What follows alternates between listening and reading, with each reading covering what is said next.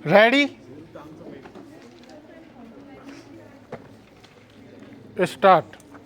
अपने पड़ोसी देशों के साथ संबंधों को सहज और शांतिपूर्ण रखने के लिए भारत ने न केवल अपनी ओर से हर स्तर पर पहल की है, बल्कि कई बार विपरीत परिस्थितियों में भी सकारात्मक रुख दिखाया है। मगर लंबे समय से पाकिस्तान और चीन के रवैये की वजह से सीमा पर अक्सर तनाव और टकराव के हालात पैदा होते रहे हैं, और उसके लिए कौन जिम्मेदार रहा है, अब वह दुनिया जानती है। बिना किसी उकसावे के चीन वास्तविक नियंत्रण रेखा के पास जिस तरह की गतिविधियां चलाता है, उसे किसी भी कसौटी पर उचित नहीं कहा जा सकता। भारत कूटनीतिक स्तर पर इस मसले को अक्सर उठाता रहा है। समय समय पर होने वाली बातचीत के बाद कुछ समय तक सीमा पर शांति की स्थिति दिखती है, मगर फिर चीन की ओर से कोई न कोई ऐसी गतिविधि शुरू हो जाती है जिससे उसकी मंशा पर संदेह होता है। ज़्यादा दिन नहीं बीते हैं जब भारत और चीन के बीच बातचीत के बाद कई सकारात्मक पहलकदमियां हुई और शांति बहाली की उम्मीद जगी। इसके तहत वास्तविक नियंत्रण रेखा पर अपने सैनिकों को पीछे लौटाने के कदम उठाए गए। मगर पिछले कुछ वर्षों में भारत को लेकर चीन का जैसा रुख सामने आया है, उसके मद्देनज़र यह आशंका लगातार बनी हुई है कि दोनों देशों के बीच तनाव के हालात में सुधार की स्थितियां कब तक बनी रहेंगी। अब हिंद प्रशांत क्षेत्र में चीन की बढ़ती सैन्य आक्रामकता ने बहुस्तरीय तनाव में बढ़ोतरी की है। वास्तविक नियंत्रण रेखा पर फिलहाल शांति को भारत राहत के रूप में देख सकता है, लेकिन अगर हिंद प्रशांत क्षेत्र में चीन की गतिविधियों की वजह से दुनिया भर में चिंता बढ़ रही है, तो यह भारत के लिए भी सचेत रहने का वक्त है। शायद यही वजह है कि वैश्विक स्तर पर बढ़ती चिंता की पृष्ठभूमि में नौसेना प्रमुख एडमिरल दिनेश त्रिपाठी ने सोमवार को कहा कि पूर्वी लद्दाख में भारतीय और चीन की सेना के बीच गतिरोध भले खत्म हुआ है, मगर हिंद प्रशांत क्षेत्र में चीन की मंशा नहीं बदली है। उस क्षेत्र और दक्षिण चीन सागर में चीन की सैन्य ताकत का प्रदर्शन भारत के लिए चिंता का विषय है।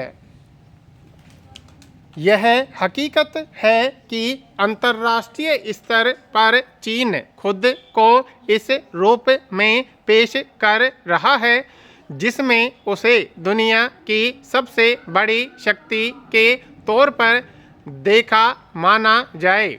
यह उसकी अपनी स्थितियों के अनुकूल हो सकता है, लेकिन इस क्रम में वह अपने पड़ोसी देशों की संप्रभुता का हनन या उसके सामने जोखिम पैदा करके करना चाहता है, तो यह हर लिहाज से गलत है।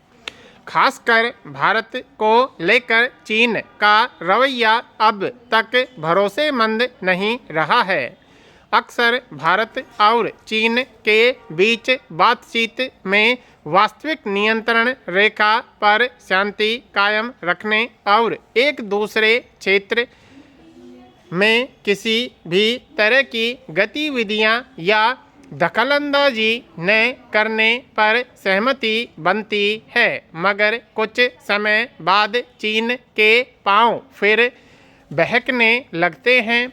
सवाल है कि अरुणाचल प्रदेश में उसकी गतिविधियों को किस रूप में देखा जाएगा और उसके क्या कारण हैं।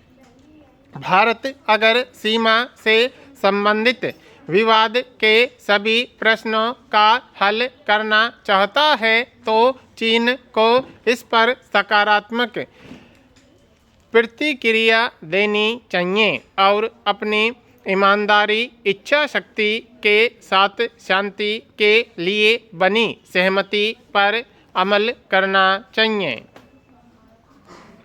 डॉलर के मुकाबले रुपए की कीमत में गिरावट से अर्थव्यवस्था को एक और झटका लगा है।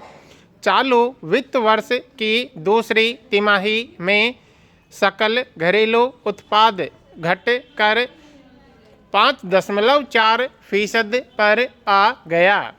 उसमें सबसे बुरी गति विनिर्माण और 8 प्रमुख औद्योगिक क्षेत्रों की रही। थोक और खुदरा महंगाई अपने उच्च स्तर पर बनी हुई है। विदेशी मुद्रा भंडार लगातार कम हो रहा है। ऐसे में डॉलर के मुकाबले रुपए की कीमत अब तक के सर्वाधिक निचले स्तर 84.76 पर पहुंच जाने से स्वाभाविक ही चिंता बढ़ गई है।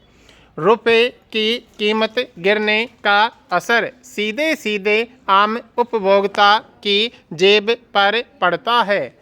पहले ही लोग महंगाई की मार झेल रहे हैं, अब यह और बढ़ जाएगी, इसलिए कि कच्चे तेल से लेकर खाने के तेल, दवाओं के लिए कच्चा माल आदि बहुत कुछ बाहर से मंगाना पड़ता है, जिसका भुगतान डॉलर में करना पड़ता है। फिर विदेश यात्रा और विदेशों में पढ़ाई कर रहे छात्रों पर भी खर्च का बोझ बढ़ जाएगा।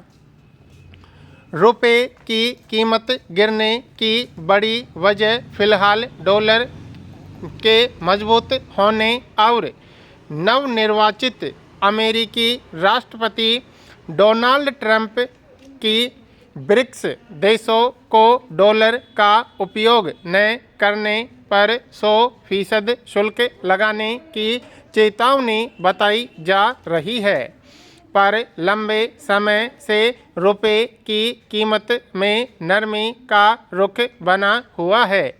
कहा जा रहा था कि सरकार विदेशी मुद्रा भंडार के जरिए इस नरमी को कम करने का प्रयास करती रही, मगर नाकाम साबित हुई है। इसकी एक वजह बढ़ती महंगाई है, जो रिजर्व बैंक के ऊंची रेपो दर लागू करने के बावजूद काबू में नहीं आ रही।